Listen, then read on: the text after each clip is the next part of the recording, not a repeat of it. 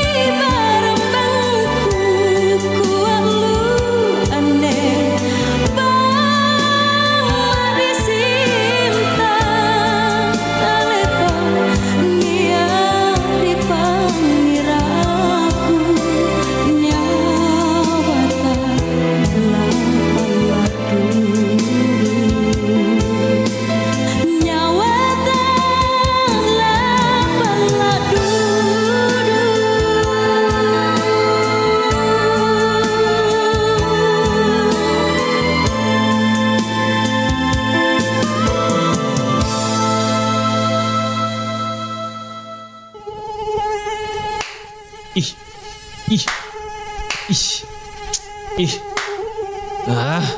Banyak banget ya nyamuknya di sini. Pantes. Gimana nggak banyak nyamuk coba? Baju kotor bukannya dicuci, malah digantung. Makanya, siapa suruh gantung pakaian kotor? Jadi sarang nyamuk kan akhirnya?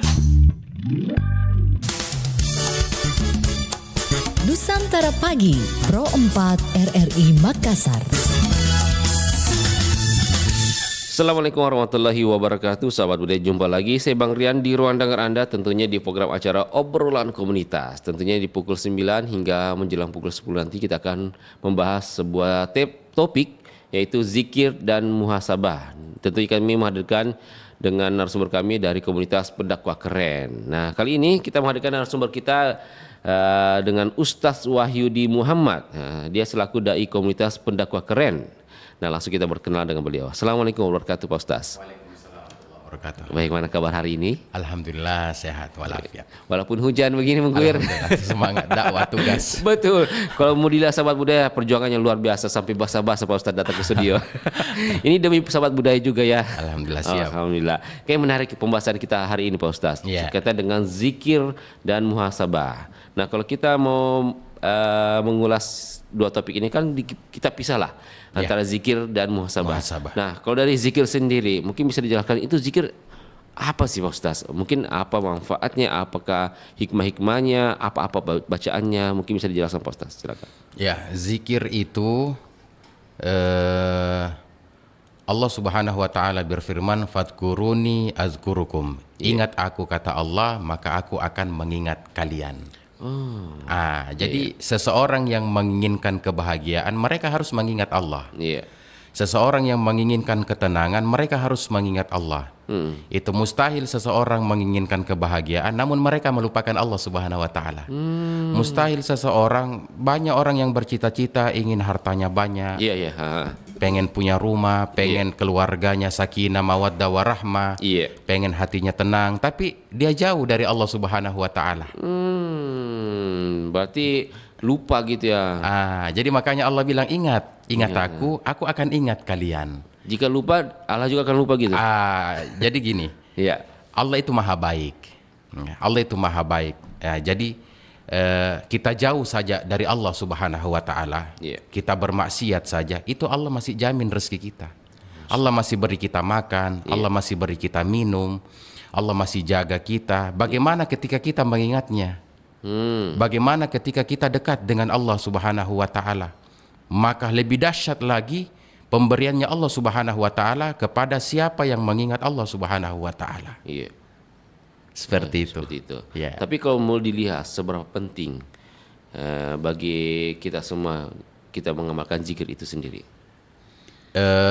Di dalam Al-Quran sendiri Allah Subhanahu wa taala berfirman, ya ayyatuhan nafsul mutmainnah, irji'i ila rabbiki radiyatan mardiyah fadkhuli fi ibadi wadkhuli jannati. Ya ayyatuhan nafsul mutmainnah, wahai jiwa-jiwa yang tenang, kata Allah. Ya ayyatuhan nafsul mutmainnah, irji'i ila rabbiki radiyatan mardiyah, kembalilah kalian kepada Tuhanmu dalam keadaan ridha. Fadkhuli fi ibadi wadkhuli jannati. Jadi yang ridha, mereka akan dipanggil oleh Allah Subhanahu wa taala sebagai hamba dan diizinkan masuk ke surganya Allah Subhanahu wa taala. Nah, bagaimana caranya bisa meraih tatmainnul qulub? Ya, dengan berzikir kepada Allah Subhanahu wa taala. Jadi ini sangat penting. Kenapa? Karena orang di akhir hayatnya mereka akan mengejar husnul khatimah. Itu. Jadi bukan dilihat yang sekarang, berapa banyak ibadah kita, berapa banyak kebaikan kita, tapi di akhirnya, karena berapa banyak orang yang beribadah, berapa banyak ahli ibadah tapi wafat dalam keadaan su'ul khatimah karena kesombongannya dalam beribadah. Itu selalu memandang rendah para pemaksiat, selalu merendahkan orang-orang yang jauh dari Allah Subhanahu wa taala. Maka hati diasah dengan selalu mengingat Allah Subhanahu wa taala agar hati ini bersih. Itu, hati ini bersih karena di akhir zaman ini, minta maaf, banyak orang yang datang kepada Allah Subhanahu wa taala itu hanya keinginannya saja. Dia punya hajat, dia datang kepada Allah. Gitu. Banyak orang yang pergi bersujud kepada Allah Subhanahu wa taala, tapi dia lupa sama siapa dia bersujud. Itu yang dia ingat hajatnya. Iya. Ya, yang dia ingat hajatnya, yang dia ingat keinginannya, Iya. apa yang dia harus minta kepada Allah Subhanahu wa taala. Makanya Gus Baha bilang, saya kutip ini Gus Baha, amalan akhir zaman itu ya paling bagus tidur. Zikirnya tidur. Kenapa zikirnya tidur?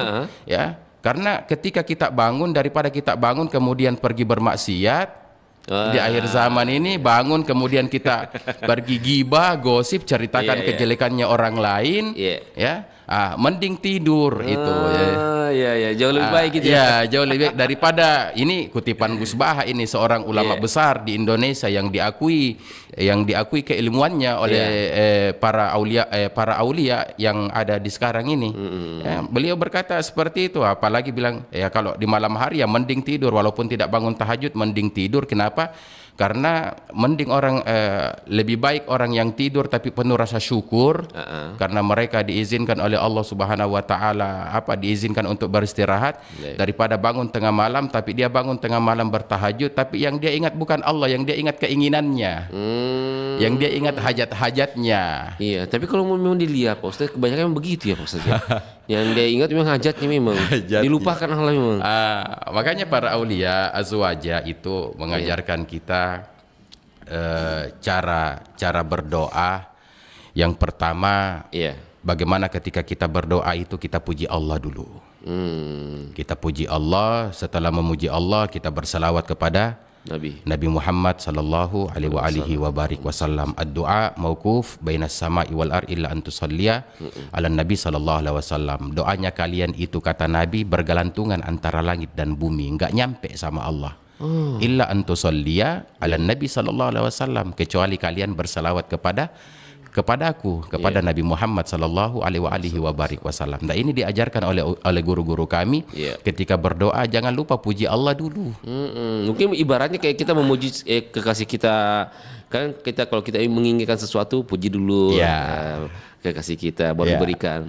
Perihalnya begitu ya? Begitu, siap. Baik. Nah, kalau kita melihat dari secara rinci lagi, dari manfaat zikir sendiri, mungkin baik dari spiritual, psikologis itu bagaimana? Kalau spiritual itu, ini yang kami rasa, yang diajarkan oleh guru-guru kami setelah kita mengamalkan, itu kita tidak pernah pusing, nggak pernah bingung, tidak pernah kesusahan, nggak pernah kesusahan, dijamin oleh Allah Subhanahu wa taala. Tiba-tiba masalah terselesaikan dengan sendirinya. Itu tiba-tiba ketika pengen rezeki umpamanya, itu kita belum minta sudah dikasih sama Allah Subhanahu wa taala. Tapi yang penting istiqomah. Istiqomah dalam berzikir, dan lebih penting lagi minta zikir itu dengan guru kita. Minta zikir itu kepada guru kita. Yang selalu kita dengar itu ya ijazah zikir namanya. Ijazah zikir namanya karena guru kita itu bisa melihat seperti apa diri kita. Nah, inilah pentingnya berguru. Makanya kata Nabi, ta'azzama di Rabbi wa ahsana ta'zimi. Saya ini dididik oleh Allah.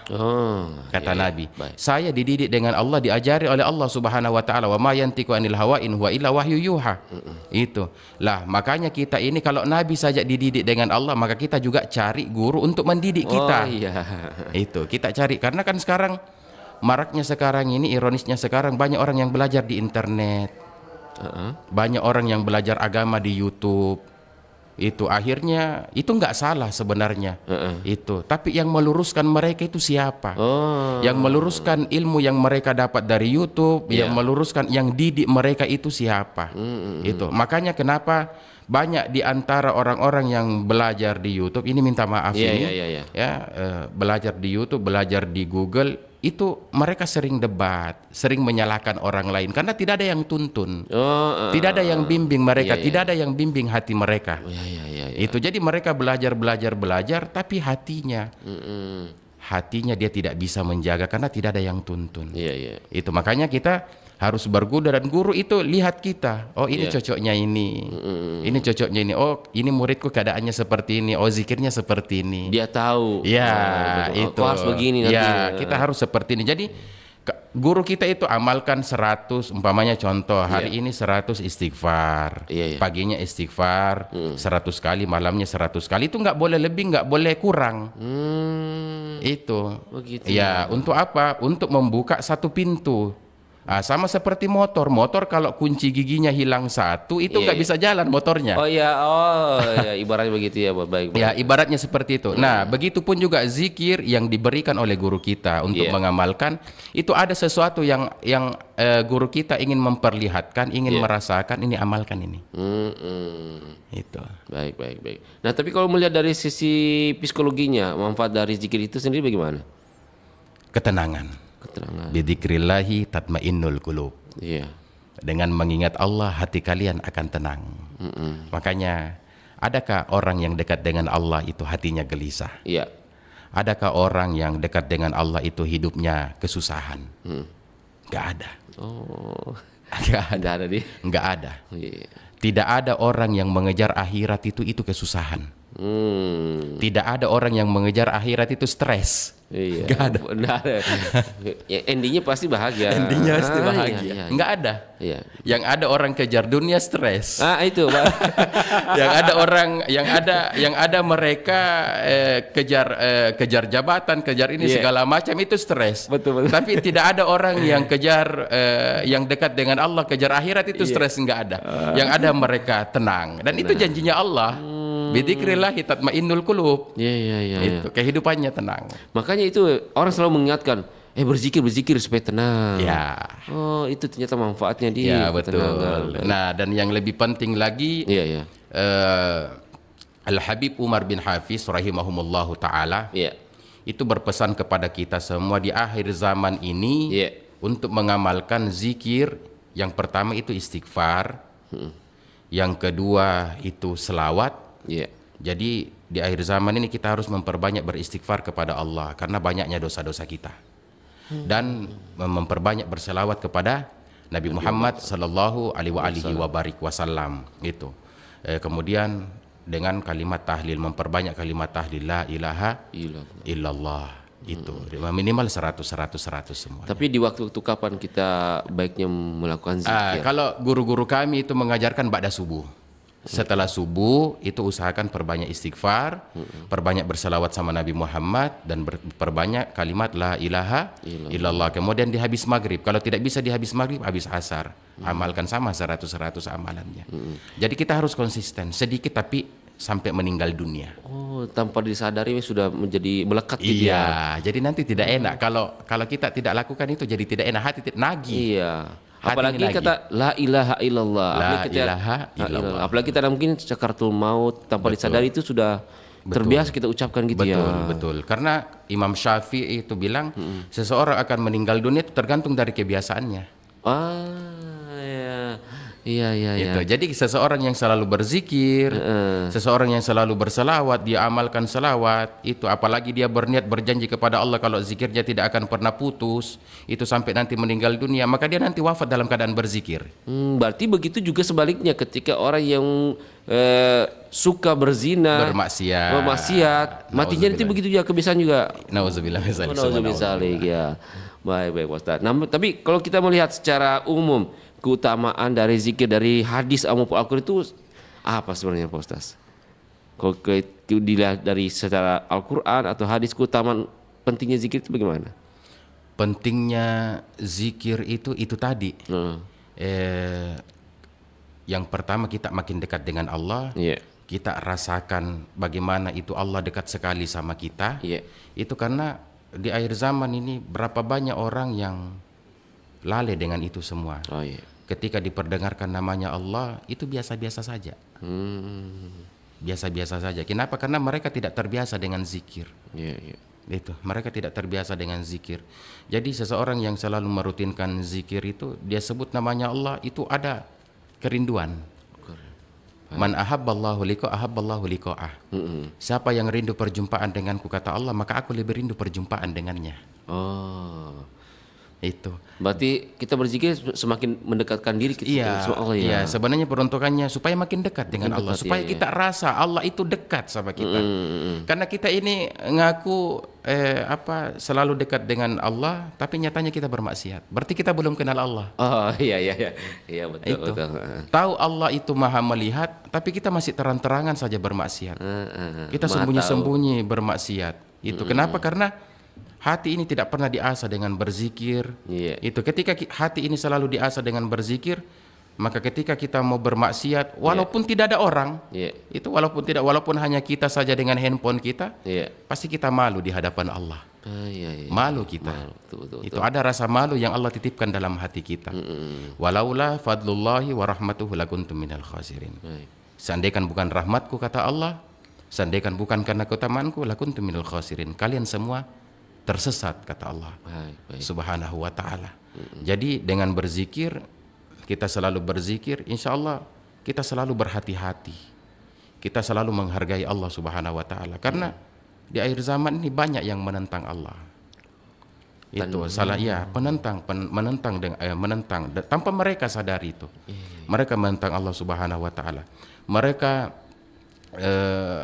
dia tahu, itu tadi yang saya katakan, dia tahu Allah maha melihat, tapi mereka bermaksiat.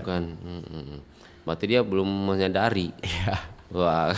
Dia tahu itu dosa, tapi dia melakukan. Berarti dia menentang. Dia menentang Allah subhanahu wa ta'ala. Tapi berzikir juga itu sebenarnya itu melindungi kita juga ya Pak Ustaz ya. Kan sempat tadi katakan Pak Ustaz bahwa kita berzikir sesudah subuh, setelah subuh dan maghrib. Apalagi maghrib itu pergantian waktu antara siang ke malam kan. Di situ juga mungkin kita mempercayai bahwa ada selain makhluk manusia kan ada makhluk yang halus gitu ya. Mungkin di situ manfaatnya terlindungi kita dari hal-hal itu ya Pak Ustaz. Yusabbihu lahu ma fis samawati wal ar. Semua yang ada di langit dan ada di bumi itu bertasbih kepada Allah subhanahu wa ta'ala. Jadi enak orang-orang yang berzikir itu sama seperti alam ini semua. Jadi alam berzikir, kita juga ikut berzikir. Alam bertasbih, kita juga ikut bertasbih. Nah itu. Baik. Pak Ustaz, kalau mungkin bisa dibenarkan atau salah, apakah memang benar dalam zikir itu ada beberapa bagian, zikir secara lisan atau zikir secara hati? Itu ada? Ada. Bagaimana penjelasannya Pak Ustaz? Itu. Jadi zikir lisan itu ya mereka mengucapkan itu tadi zikir astagfirullahalazim, astagfirullahalazim, astagfirullah, la ilaha illallah, Allahumma shalli ala sayyidina Muhammad wa ala ali sayyidina Muhammad. Ada namanya zikrul qulub. Zikirnya hati. Lah zikirnya hati ini itu sebenarnya agak dalam sebenarnya juga pembahasannya. Itu karena zikirnya hati itu pemberian dari guru juga. Ya, jadi kita diberikan oleh guru dan disuruh mengamalkannya. Itu. Tapi sebenarnya toh juga kalau para aulia usholihin berkata, kalau kita tidak punya guru maka amalkan selawat saja. Itu kalau kita tidak punya guru, amalkan selawat. Jadi hati juga berzikir, lisan berzikir, seperti itu. Berarti memang agak dalam gitu ya kalau kita pahami itu zikir. Baik. Tapi dalam pengamalan zikir ini, apakah memang bisa membantu kita dalam menghadapi cobaan duniawi itu sendiri, Pak Ustaz? Wa may yattaqillah yaj'al lahu makhraja wa yarzuqhu min haitsu la yahtasib.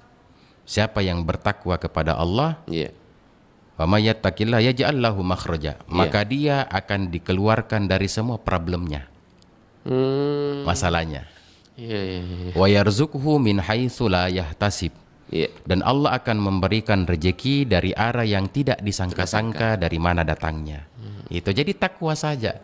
Dan salah satu ciri-ciri orang yang bertakwa, mereka yang gemar berzikir. Mereka yang gemar berzikir kepada Allah subhanahu wa ta'ala. Mereka yang selalu mendawamkan zikir. Itu selalu beristighfar, selalu berselawat. Itu seperti itu. Jadi kalau umpamanya ada masalah, sebenarnya datang saja sama Allah. Datang saja sama Allah. Karena Allah maunya begitu. Makanya Allah sengaja kasih kita ujian sebenarnya. Allah kasih kita ujian supaya kita datang sama Allah, adukan permasalahan kita sama Allah, zikir kita sama Allah karena itu maunya Allah. Makanya dalam hadis qudsi, ya malaikati, wahai malaikatku, aku rindu kepada hambaku. Turun kalian kepadanya, berikan ujian. Aku rindu dia berkeluh kesah, dia datang kepadaku. Itu jadi kasihan orang yang diberikan ujian sama Allah tapi dia tambah jauh dari Allah. Itu. Seperti mungkin begini Pak Ustaz, orang yang dikena masalah, dia mau mengadu, ternyata dia pergi mengadu ke spiritual kayak dukun, ke paranormal, pergi ke hutan-hutan apa itu tambah jauh gitu ya maksudnya. Tambah jauh dari Allah itu. Jangankan ke paranormal, hal-hal yang seperti itu, yang berbau-bau musyrik itu. Musyrik, kepada tetangga saja, kepada teman itu sebenarnya dahulukan Allah dulu. Nanti Allah yang kasih solusinya. Datang dulu sama Allah. Makanya sahabat-sahabat dulu itu kalau tidak diuji dalam satu hari itu netes air matanya. Oh gitu. Netes air matanya. Saking suka diuji. Saking senangnya diuji. Itu kenapa? Karena itu tadi bahasanya Allah tadi dalam hadis qudsi. Wahai ya malaikati, wahai malaikatku, aku rindu sama hambaku. Aku rindu. Nah, kerinduannya itu. Nah, berarti ketika sahabat tidak diuji, sahabat merasa Allah tidak merindukannya. Makanya ketika diuji, itu mereka senang. Oh, Allah merindukanku. Jadi makanya sebenarnya ucapan yang paling pertama yang harus kita yang harus kita sebut ketika kita diuji, alhamdulillah, bersyukur kepada Allah. Kenapa? Karena kita dirindukan sama Allah. Oh iya dia. Bahkan orang sekarang malah mau menghindari dari uji ya.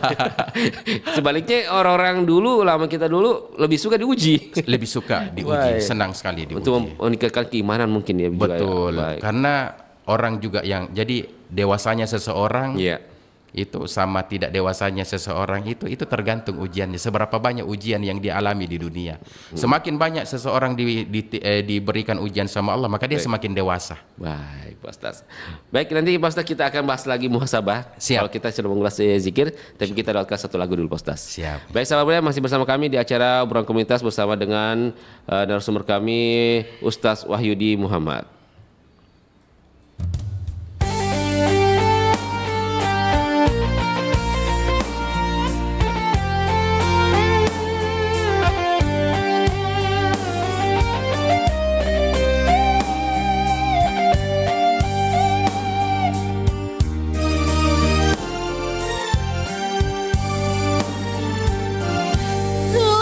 Kasih hatiku menjanji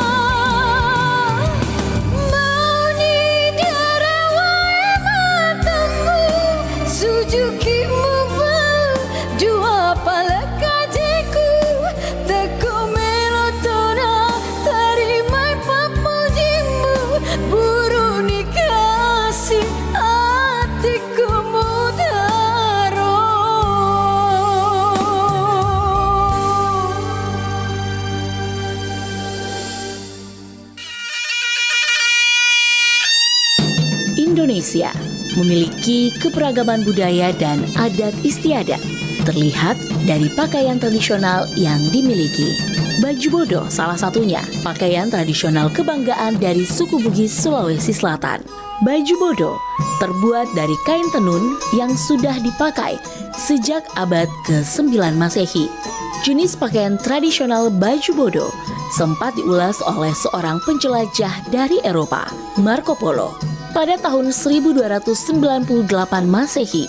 Dalam bukunya The Travel of Marco Polo, dideskripsikan bahwa kain muslin dibuat di Mosul, Irak dan dijual oleh pedagang yang disebut Mussolini. Kain muslin adalah lembaran kain hasil tenunan dari pilinan kapas yang dijalin dengan benang katun. Memiliki rongga dan kerapatan benang yang renggang, menjadikan kain muslin sangat cocok untuk daerah tropis dan beriklim kering. Kain muslin merupakan bahan dasar yang digunakan dalam baju bodo. Kain muslin di Eropa atau Maisolos di Yunani kuno, Masalia di India Timur, dan Rom di Arab tercatat pertama kali dibuat dan diperdagangkan di kota Dhaka, Bangladesh. Dan hal ini menunjukkan pada catatan seorang pedagang Arab bernama Sulaiman pada abad ke-9. Uniknya, masyarakat Sulawesi Selatan sudah lebih dulu mengenal dan mengenakan jenis kain dibanding masyarakat Eropa yang baru mengenalnya pada abad ke-17 dan baru populer di Prancis pada abad ke-18. Berdasarkan sejarah, hal ini menguatkan bahwa baju bodo adalah salah satu busana tertua di dunia. Nusantara Pagi, Pro 4 RRI Makassar. Seri Batam Malberiku masih bersama kami di acara obrolan komunitas. Kita lanjutkan lagi, Pak Ustaz. Siap. Nah, kita sudah membahas sedemikian mungkin dari zikir sendiri. Nah, kali ini kita akan membahas tentang muhasabah. Nah, kalau kita melihat secara pengertian umumnya itu, muhasabah itu apa sebenarnya, Pak Ustaz? Muhasabah, kata Sayyidina Umar Ibn Al-Khattab radhiyallahu an, hasibu anfusakum qabla an tuhasabu.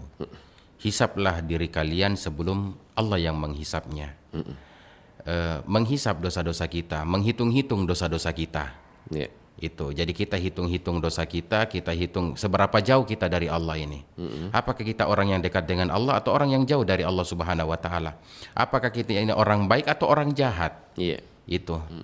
Jadi seperti itu hasibah sebelum Allah yang menghisapnya, daripada nanti Allah yang hitung. Iya. Ya, daripada Allah nanti yang menghisap, mending kita yang menghisap. Berarti artinya ini maksudnya introspeksi diri. Introspeksi ya? diri. Oh iya. Introspeksi diri. Secara garis umum itu pembahasannya tentang muhasabah ya. Ya. Tapi kalau melihat lagi, bagaimana cara muhasabah membantu kita dalam mengenal diri sendiri, tentunya dalam memperbaiki kekurangan. Kita harus lebih Ya. sering-sering melihat kekurangan kita. Sering-sering melihat aib kita. Oh ya. Itu bukan melihat aib orang lain. Itu banyak yang melakukan dosa besar. Ya. Itu tapi banyak orang yang melakukan dosa besar tapi selalu menilai dosanya orang lain.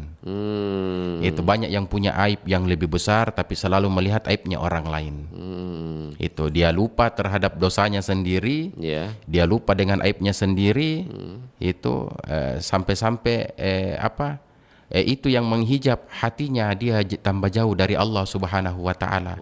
Jadi terhijabnya seseorang hatinya itu karena dia selalu memandang rendah orang lain. Iya. Itu terhijabnya, tertutupnya hatinya itu yang menghalangi dia tambah jauh dari Allah Subhanahu wa taala, itu karena selalu melihat kekurangannya, aibnya orang lain. Itu padahal aibnya lebih besar ini. Itu cuman Allah tutup. Oh iya. Itu cuman Allah tutup aibnya. Iya. Itu jadi seperti itu. Artinya cubit dulu di sendiri lah, cubit orang lain. Tapi kalau mungkin bisa dibenarkan, apakah benar itu ketika kita memahami muhasabah itu menjadi bagian untuk meningkatkan ibadah kita, kualitas ibadah kita? Semakin seseorang tahu siapa dirinya, maka semakin dekat dia dengan Allah Subhanahu wa taala. Semakin dia merasa dirinya pendosa, maka semakin dekat dia dengan Allah Subhanahu wa taala.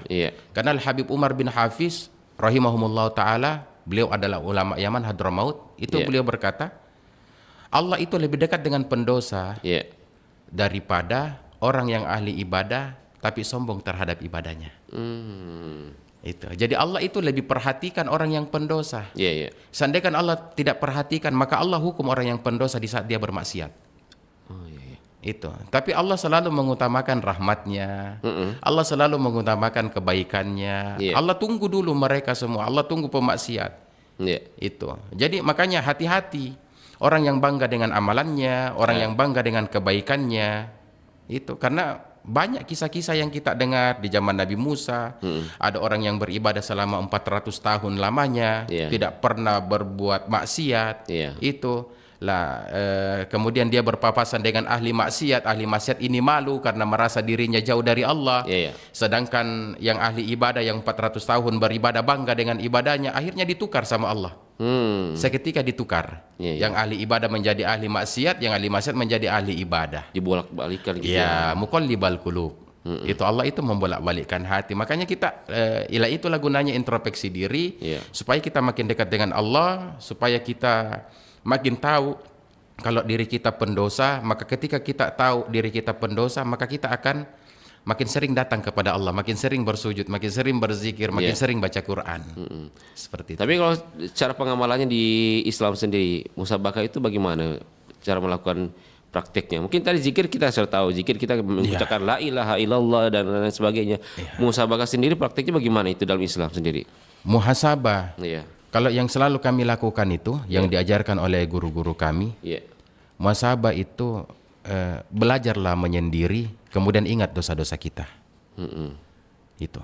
Belajar menyendiri, duduk termenung di hadapan Allah Subhanahu wa taala, kemudian ingat dosa-dosa kita. Datang sama Allah, bawa dosa-dosa kita. Datang sama Allah, bawa maksiat-maksiat kita. Datang kepada Allah, akui diri kita kalau kita ini hina, kita kotor. Dan jangan pernah bawa amal ibadah kita di hadapan Allah. Itu jadi ketika kita datang, jadi prakteknya itu di semua ibadah sebenarnya. Semua ibadah. Ya, dalam sholat, di dalam berzikir, Iya. baca Quran, itu berselawat, itu jangan bangga. Jadi muhasabah itu ketika kita sholat, datang bawa diri kita kalau kita pendosa. Itu makanya berapa banyak sekarang orang yang minta maaf ini, Iya, iya, iya. mereka sholat tapi hatinya keruh. Maksudnya bagaimana itu? Hatinya keruh, masih gelisah. Oh, gelisah ya. Itu masih bermaksiat. Masih mereka sholat, Iya, tapi iya. mereka masih gibah.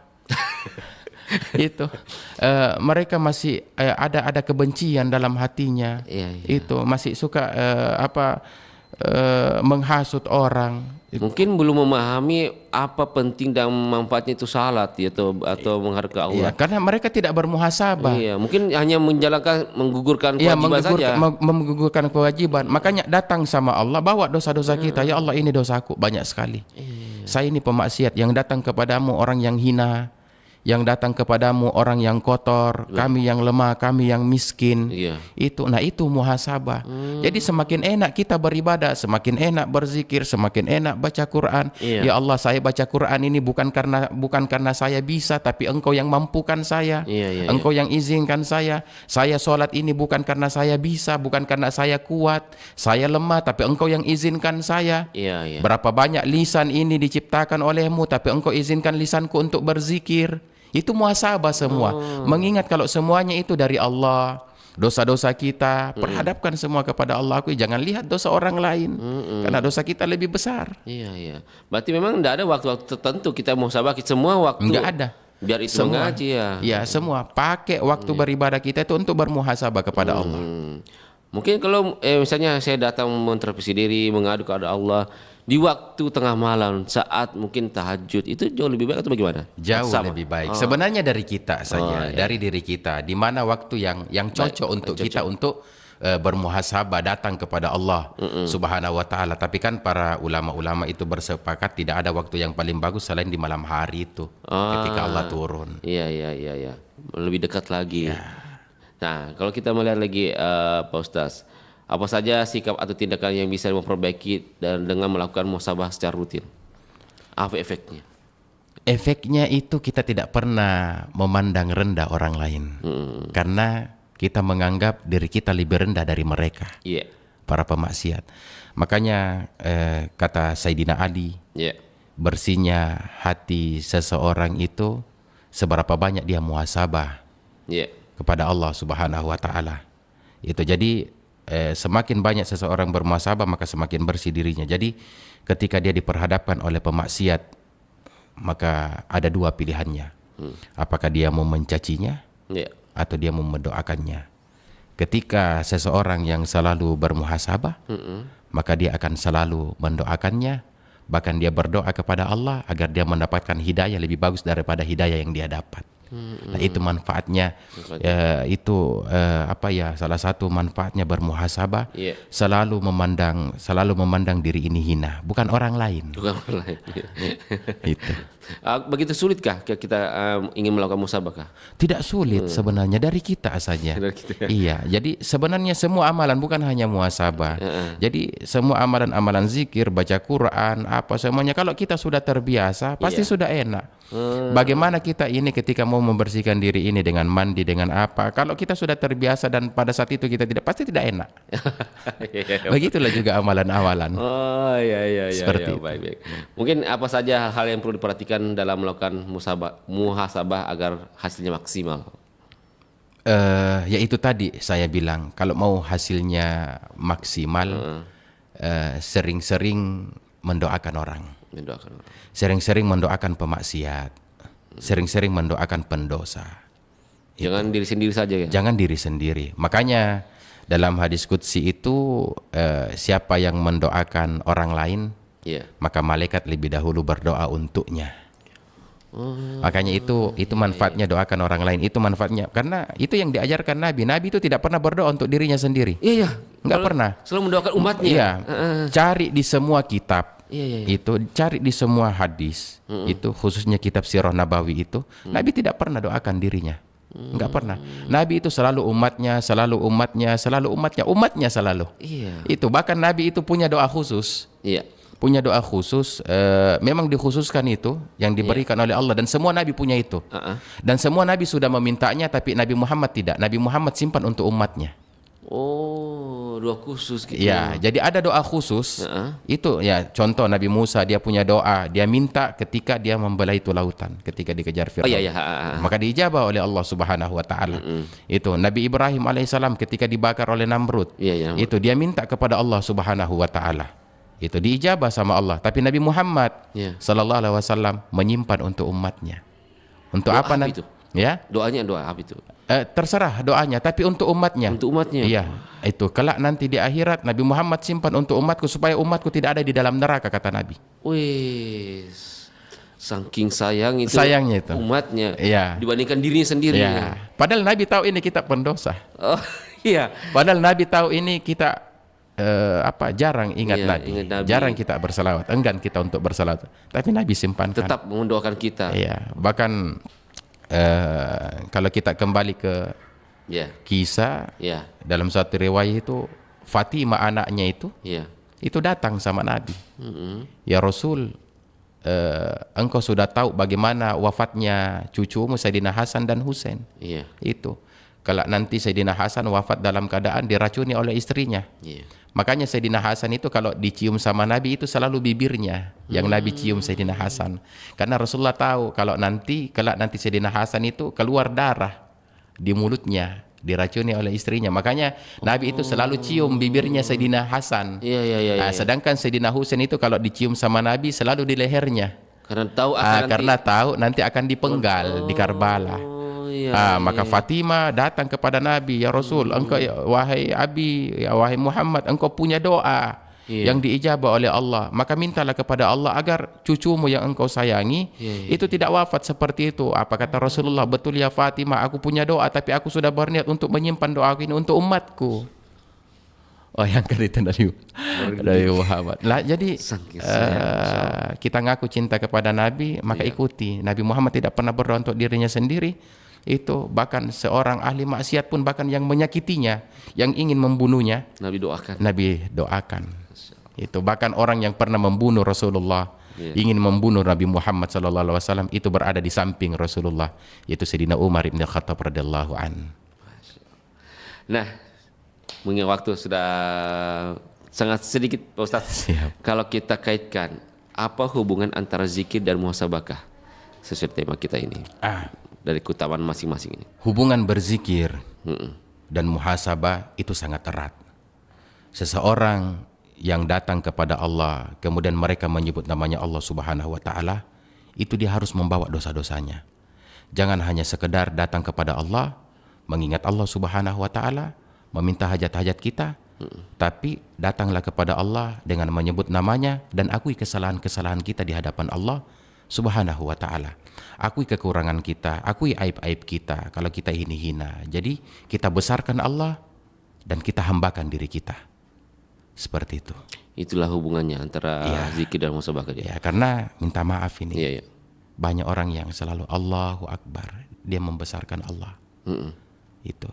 Dia membesarkan Allah, tapi ketika dia dihina, dia tidak terima. Padahal dia sudah menghinakan dirinya di hadapan Allah. Dia mengakui kalau yang besar itu Allah saja. Itu bukan kita. Jadi orang yang selalu bermuhasabah itu, makanya tadi saya bilang orang yang selalu bermuhasabah dia tahu dirinya siapa. Jadi ketika dia dihina dia bersyukur. Bahkan sebenarnya dia harus bersyukur. Terima kasih engkau telah mengingatkanku kalau saya memang ini orang yang hina. Itu kalau kita dicap miskin, kita sebenarnya bersyukur. Kenapa? Karena dia mengingatkan kita kalau memang kita miskin dan tidak punya apa-apa. Lah inilah fungsinya kaitannya zikir dengan muhasabah. Datang kepada Allah, akui kebesarannya Allah, akui Allah Maha Kaya. Ketika kita mengakui datang kepada Allah la ilaha illallah, berarti jangan pernah duakan Allah. Kita mengakui Allah Maha Besar, berarti ketika kita dikecilkan jangan marah. Itu. Lah ketika kita mengakui Allah itu Al-Ghani, Maha Kaya, ketika kita dibilangi sama orang lain miskin, jangan marah karena kita sudah mengakui di hadapannya Allah. Iya. Karena itu dilupakan Ustaz.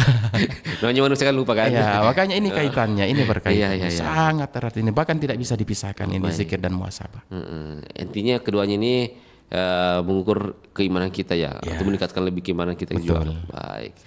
Makasih banyak Pak Ustaz atas waktunya bersama dengan Forum Empire Makassar. Semoga apa yang mau disampaikan sesuai topik kita pagi hari ini, zikir dan muhasabah, dapat diterima oleh masyarakat semua, membawa perubahan bagi kita semua. Amin. Ustaz. Amin. Tentunya kami doakan juga Pak Ustaz selalu sukses, panjang umur dan selalu diberikan rezeki yang melimpah. Ya, kita juga semua. Amin. Sukses semua. Allah mudahkan semua urusan, Allah istiqomahkan semuanya. Amin rabbal alamin. Baik sahabat ya, tentunya makasih Ustaz Wahyudi Muhammad telah menyita waktunya bersama Forum Empire Makassar, dan tentunya kepada sahabat budaya terima kasih juga telah mendengarkan kami di obrolan komunitas terkait dengan zikir dan muhasabah. Kita akan ketemu lagi di lain waktu. Akhir kata Bang Ria bersama Pak Ustadz undur diri dari ruang dengar Anda. Assalamualaikum warahmatullahi wabarakatuh. Waalaikumsalam warahmatullahi wabarakatuh.